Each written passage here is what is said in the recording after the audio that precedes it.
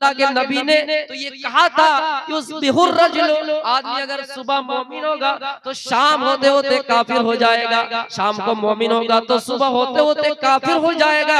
वयुमसी मोमिनन वयुस्बिहु काफिरन। मेरे भाइयों, इसलिए मायूस नहीं होना है, परेशान नहीं होना है, दूसरों को मौके का फायदा नहीं देना है, मौके का फायदा नहीं उठाने देना है। रास्ता खतरनाक है, आप लाचार है, आपके पास कुछ नहीं है, किसी ऐसे जगह पे जहाँ आपका कोई नहीं है, वहाँ अगर बेबास बैठे रहेंगे, लाचार बैठे रहेंगे, लोगों को पता चल जाएगा इसके साथ मजबूरी है, इसके साथ मजबूरी है। आपके चेहरे की तरफ देखकर समझ लेंगे, आपके हुलिये की तरफ देखकर समझ लेंगे, तो वो मजबूरी का और फायदा उठाएंगे। इसलिए देखे कि चारों रास्ते बंद हो चुके हैं, दुनिया के सारे रास्ते बंद हो चुके हैं, फिर भी दुश्मन को जगह नहीं देनी है, दुश्मन को मौका नहीं देना है। अल्लाह से कहना है, अय अल्लाह मैं ऐसी जगह पे फंस गया हूँ, अय अल्लाह जहाँ कोई आदमी की सहायता नहीं मिल सकती है, अय अल्लाह तू ही है, अय अल्लाह तू ही है। फला दिन मैंने फला वो काम किया था जो तुझे ही राजी करने के लिए किया था।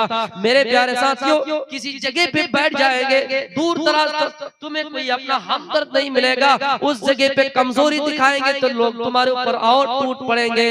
इसलिए वहाँ सियाना बनकर रहिए, दुश्मन को जगह ना दीजिए ताकि दुश्मन आप पर चढ़ाई ना कर सके। मुसलमानों, वक्ती तौर पर हमें लगता है हम कमजोर हो चुके हैं, हमारे पास कुछ नहीं है, क्यों नहीं समझते हो? अल्लाह के नबी ने फरमाया है, लोगों दुनिया में मालदार इंसान वो है जिसके पास कलिमा है। दुनिया में पूरी दुनिया की सल्तनत एक तरफ है, पूरी दुनिया का खजाना एक तरफ है, लेकिन जिसके पास कलिमा है, जिसके पास ला इलाहा इल्लल्लाह है, वो दुनिया का सबसे बड़ा अमीर इंसान है, वो दुनिया का सबसे बड़ा दौलतमंद इंसान है। जिसके पास अल्लाह का डर है, जिसके पास अल्लाह का खौफ है, मेरे भाई अल्लाह उसके साथ है। अल्लाह कहता है ला तहज़न, अल्लाह कहता है गम न करो, इन्नल्लाह माना, यकीनन अल्लाह हमारे साथ है। मेरे भाइयों, हम अगर गम करेंगे अल्लाह हमारे साथ नहीं होगा, इसलिए हमें गम नहीं करना है। हमारे ऊपर कितनी परेशानियां है, हमारे ऊपर कितनी मुसीबत आए, मोमिनो तुम्हें पता नहीं, नबी की हदीस याद क्यों नहीं आती है? नबी ने तो फरमाया दुनिया सिजनुल मोमिनी व जन्नतुल काफिर। मोमिनो, दुनिया तो मोमिनों के लिए कैद खाना है और काफिरों के लिए जन्नत है। जब हमारे लिए यहाँ कैद खाना है तो फिर हम मजे की जिंदगी क्यों चाहते हैं? जब कुछ परेशानियां आती तो हम मायूस क्यों हो जाते हैं, हम गमज़दा क्यों हो जाते हैं, हमारा दिल लरज़ क्यों जाता है, हम मेरे भाइयों हमारा दिल मुरझा क्यों जाता है? मेरे भाइयों, जब फिरौन आया है उसके मुकाबले में अल्लाह ने मूसा को भेजा है। अल्लाह को जब जरूरत पड़ी खाने काबा की हिफाजत भी अबाबील के जरिए से करा ली। हमसे हमारी मस्जिद जितनी ही छीनी जाए, जब जरूरत पड़ेगी अल्लाह को अल्लाह बचा लेंगे, लेकिन हाँ हमें और आपको अपना ईमान मजबूत करना है, हमारा ईमान मजबूत रहेगा।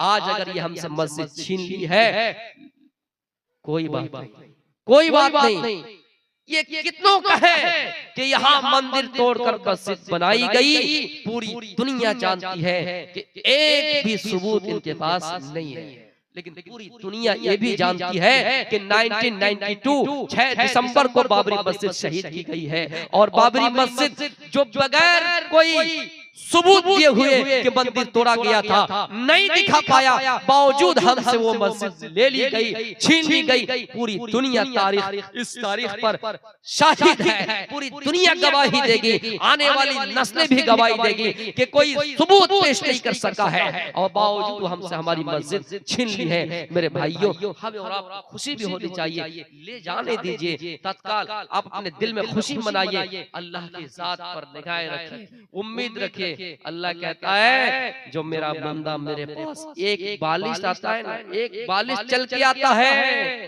एक बित्ता चल के आता है, मैं उसके पास एक हाथ चल के आता हूँ। कोई अगर आहिस्ता मेरे पास चल के आता है, मैं उसके पास दौड़ के जाता हूँ। मेरे भाइयों, हम अल्लाह के पास एक बित्ता अगर जाएं एक मस्जिद हमसे छीनी गई, एक बिद्दा आगे हो गए, एक बिद्दा आगे बढ़ गए, दूसरी छीनी गई, एक हाथ आगे हो गए, अल्लाह के पास चलने लगे। अल्लाह हमारे जब करीब आ जाएंगे, अल्लाह कहता हम तुम्हारे करीब हैं, एक दिन अल्लाह हमारी जरूर सुनेगी और इन दुश्मनों के मुंह पे करारा तमाचा पड़ेंगे। इसलिए मेरे भाइयों, हमें और आपको पहले चाहिए हम अपने ईमान को ताजा करें, ईमान को पहचाने, ईमान की ताकत पहचाने, ईमान क्या है, मोमिन क्या है, मोमिन की शनाख्त क्या है, मोमिन की अलामत क्या है। तब हम अल्लाह से कहें, ऐ अल्लाह तू इन जालिमों को दुनिया ही में सजा दे। वला तहिनु वला तहज़नु व अंतुमुल अअलौना इन कुंतुम मुमिनीन। मुसलमानों, गम न करो, परेशान न हो जाओ, मायूस न हो जाना, गम न करना, परेशान न हो जाना, मायूस न हो जाना। व अंतुमुल अअलौना इन कुंतुम मुमिनीन। हम तुम्हें बादशाह बनाएंगे, हम तुम्हें सरबुलंदी देंगे। हाँ, शर्त है अपने अंदर पक्के सच्चे, आप पक्के सच्चे, हाँ शर्त है कि अपने अंदर ईमान पैदा कर लो, पुख्ता तर ईमान पैदा कर लो, पक्के सच्चे मोमिन बन जाओ। मेरे भाइयों, दुनिया में जब बुराइयां आम थी, दुनिया में जब बुराइयां ही बुराइयां हो रही थी, दुनिया की हालात इतनी बदतर हो चुकी थी कि लोग अपने बाप के इंतकाल पर भी अपनी माँ से शादी कर लिया करते थे।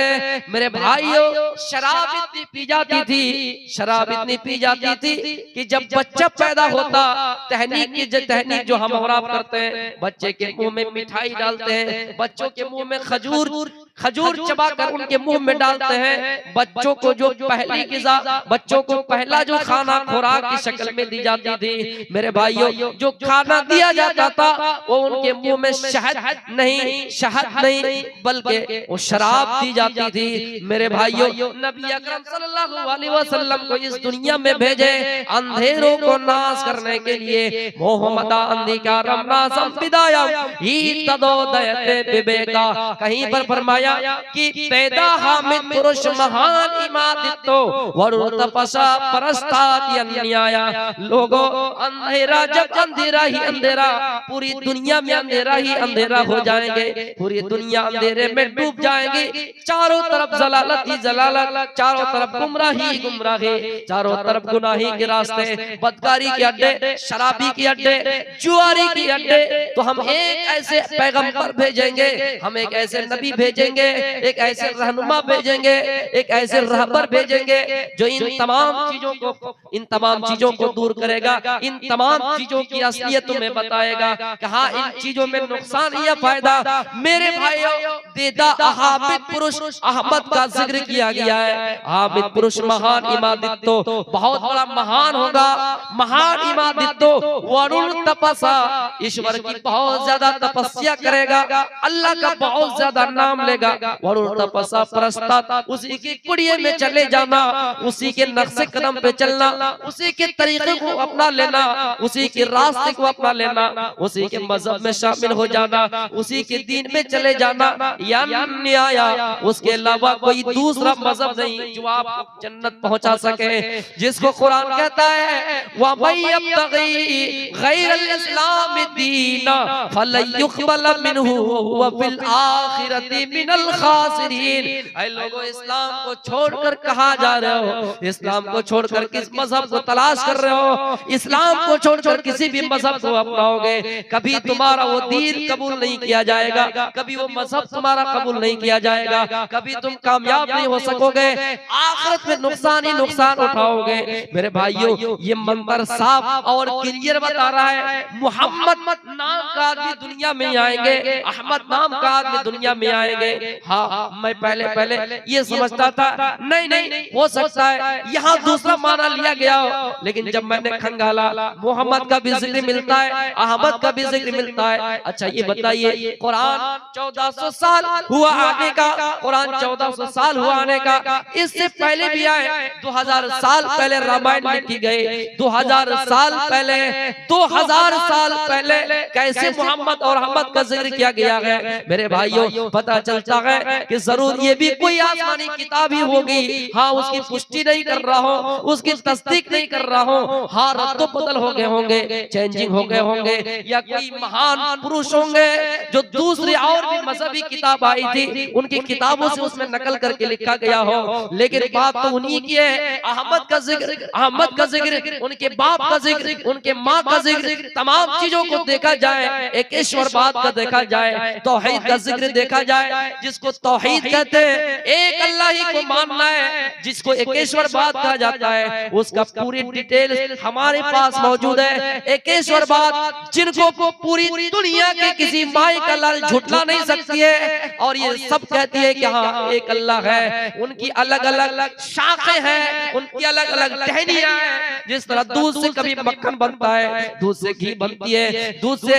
बहुत तरह की चीजें बनती है, लेकिन हाँ वो आज ये भी तस्लीम करते हैं एक अल्लाह है। एक जिस तरह दूध है, एक ही तरह की चीज, उससे बहुत सी चीजें बनी है। दुनिया में बहुत से मजहब हुए हैं, लेकिन मानते तो वो ये की है, इसी को एक ईश्वरवाद कहा गया। कुरान कहता कुल हुवल्लाहु अहद, ऐ नबी अपने उम्मतों से ऐलान कर दीजिए, अपने उम्मतों को पैगाम दे दीजिए, अल्लाह एक है, उसके अलावा कोई है ही नहीं। अगर दुनिया का रचयिता और रचयकार कोई है तो अल्लाह ही है। मेरे भाइयों, जो वेदों में औसाफ बताए गए हैं, जिसको कुरान कहता है लम यलिद वलम यूलद, न उसका कोई बेटा है और न वो किसी का बेटा है। मंत्रों में कहा गया नकास ये कसकी जा जानी तन्हा कदीफा।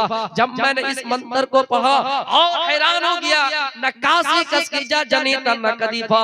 वो ईश्वर तो ऐसा है जिनका न कोई बाप है और न वो किसी का बाप है। मेरे भाइयों, इन मंत्रों और कुरानी आयतों से ये बात साबित होती है मेरे भाइयों कि कुरान में जो बात कही गई है, इससे पहले और भी आसमानी किताबें आई थी, इससे पहले भी और भी लोगों को और भी अंबिया किराम को और भी पैगंबरों को किताब दी गई थी जिनमें मोहम्मद का जिक्र मिलेगा। तो मेरे भाइयों, इसकी पुष्टि हो जाती है। तो मैं ये कह रहा हूँ मेरे भाइयों कि एक ईश्वरवाद तौहीद का जिक्र तमाम ही किताबों में मिलता है। इसलिए हम और आप एक अल्लाह को पकड़े रहे। व मन यब्तगी गैरल इस्लाम दीनन फलन युक़बल मिनहु व हुवा फिल आखिरति मिनल खासिरीन। और इस्लाम को छोड़कर दूसरे मजहब को ना तलाश करें। और मजहब को तलाश करना तो दूर की बात है, किसी मजहब में कुछ अगर इस्लाम के खिलाफ, इस्लाम से हटकर अगर किसी दूसरे मजहब की मशाबियत उनमें मिलता है तो हम उसको भी छोड़ देंगे, चाहे वो चीजें कितनी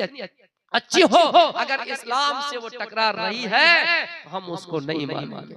मेरे भाइयों, आज देख लीजिए मुसलमान दूसरे मजहब को अपनाने लगे। मजहब के बहुत से ऐसे रस्में हैं जो वो अपनाने लगे हैं। अभी मैंने एक टॉपिक चोरी के बारे में कहा था, कुछ जुमला कि इस्लाम में चोरी होती है और उसकी सजा है। हमने उमूमन देखा है शादियों में कि दूल्हे की जूता साली चुराती है। आपके यहाँ होता है या नहीं ये रिवाज? ये रस्में हमारे उधर बहुत आम है कि जब शादियों के मौके पर साली दुल्हा के चप्पल या जूते जो भी वो पहन के आते हैं वो चुरा लेती है।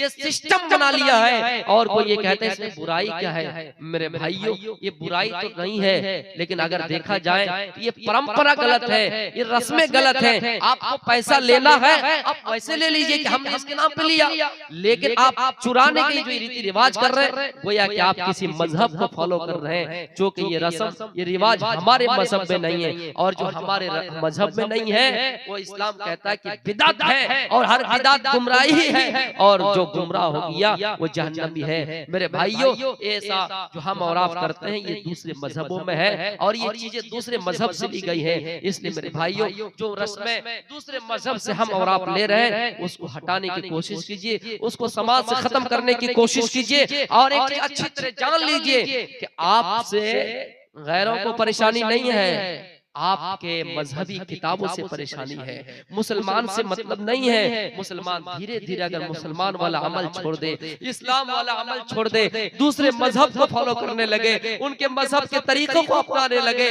तो हमसे यहूदी खुश हो जाएंगे, हमसे ईसाई खुश हो जाएंगे। ईसाई ये नहीं चाहते कि मुसलमान खराब है, ईसाई कहते हैं कि मुसलमानों का अमल खराब है। आप उनको छोड़कर उनकी मजहबी रस्मों को अगर अपनाने लगेंगे, जिस तरह अभी नया साल आ रहा है, इनके मौके पे हम और आप पिकनिक मनाने जाएं, इनके रस्मों को फॉलो करने लगे, बड़े वो लोग खुश होते हैं मेरे भाइयों। इसलिए हम कहते हैं जो रस्में हैं, जो रिवाज गैरों से मशाबियत जो हम और आप देखने को मिलता है कि मुसलमान उसको अपना रहे, फॉलो कर रहे हैं, मेरे भाइयों ये अगर हम कर रहे हैं तो गुनाह कर रहे हैं, गलत कर रहे हैं, जो बिदअत है और इससे बचना चाहिए। वमन यब्तगी गैरल इस्लाम दीनन फलन युक़बल मिनहु व हुवा फिल आखिरति मिनल खासिरीन। इस्लाम को छोड़कर दूसरे मजहब के कुछ किसी भी चीज को लीजिएगा वो काबिल कबूल नहीं, वो कबूल नहीं किया जाएगा। हम एक मुस्लिम नौजवान की गाड़ी पे बैठे थे, सफर से आ रहे थे, अचानक उनके रास्ते से बिल्ली गुजर गई। वो नौजवान मुसलमान है लेकिन गाड़ी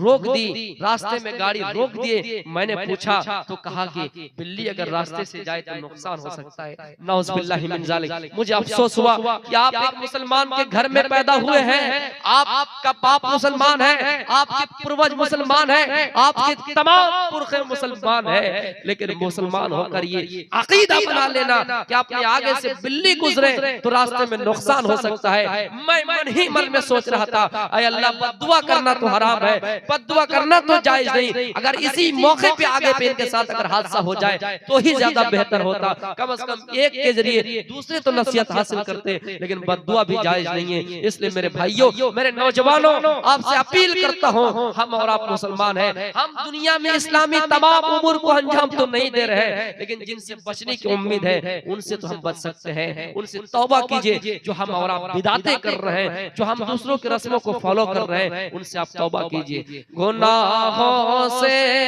हूँ शर्मिंदा, इलाही दर गुजर कर दे, गुनाहों से हूँ शर्मिंदा, इलाही दर गुजर कर दे, बड़ा मुजरिम हूँ मैं तेरा, इलाही दर गुजर कर दे।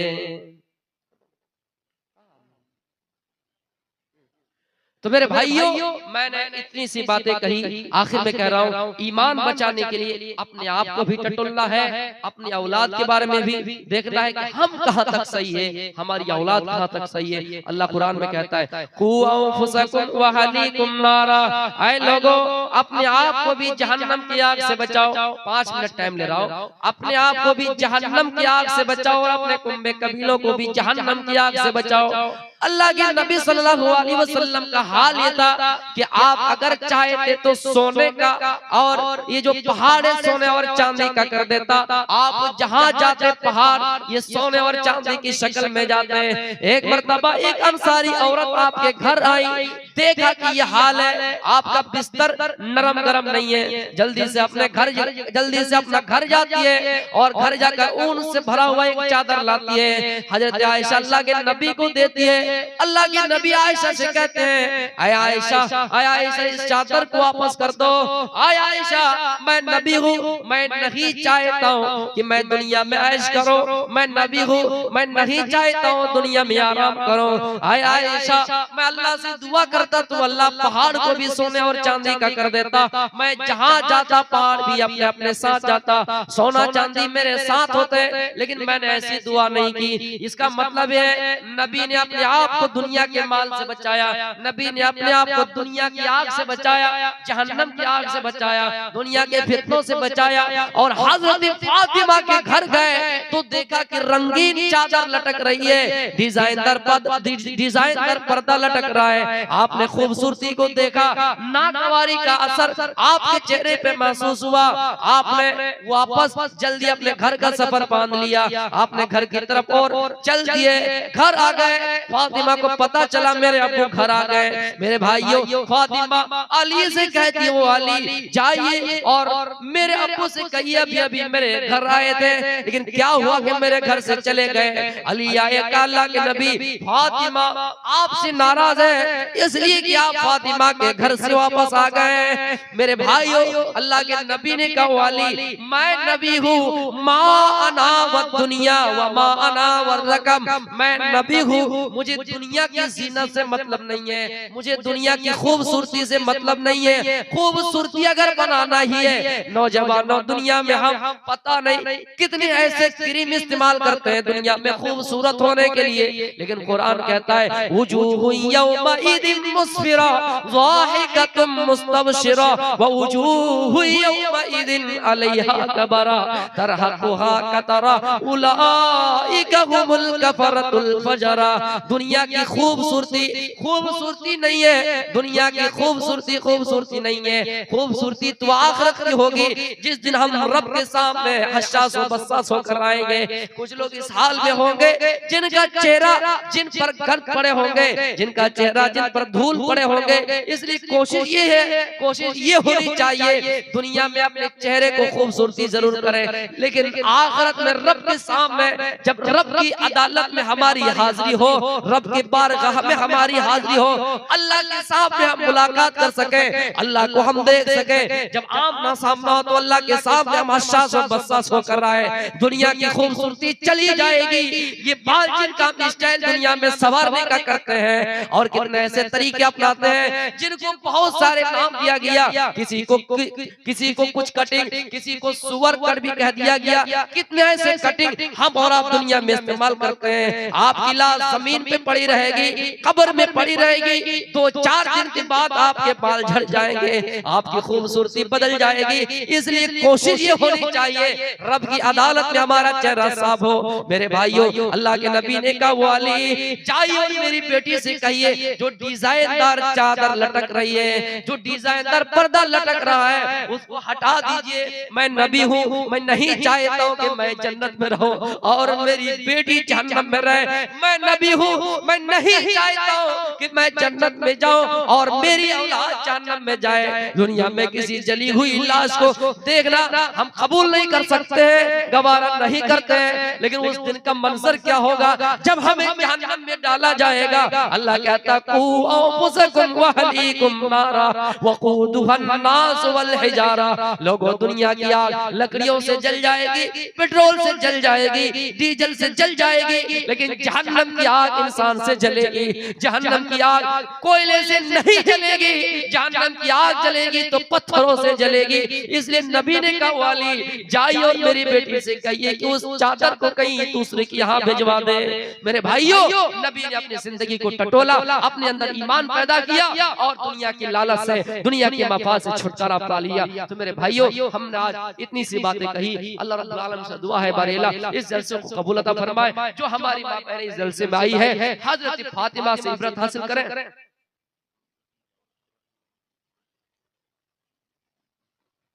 क्या बोलेंगे, टाइम कहाँ आदमी है। 2-4 बातें मुख्तसर औरत के बारे में कह रहा हूँ। मेरी बहनों से गुजारिश है कि हजरत फातिमा रज़ियल्लाहु ताला अन्हा, मेरे भाइयों, जिनकी पाक दामनी का ऐलान नबी अकरम ने जन्नत की बशारत और तमाम चीजों का सबूत हमारे पास है। हजरत फातिमा रज़ियल्लाहु ताला अन्हा ने यहाँ तक कबारा नहीं किया, इस बात को भी स्वीकार नहीं किया कि जब मैं मर जाऊं, मेरा इंतकाल हो जाए तो मेरे ऊपर पड़ा हुआ कफन पर भी किसी की नजर पड़े। हजरत फातिमा ने कबूल नहीं किया, तभी ना दुनिया हजरत फातिमा की तारीफ कर रही है। मेरे भाइयों, हजरत फातिमा, मेरी बहनों से गुजारिश करूंगा कि आप इस वक्त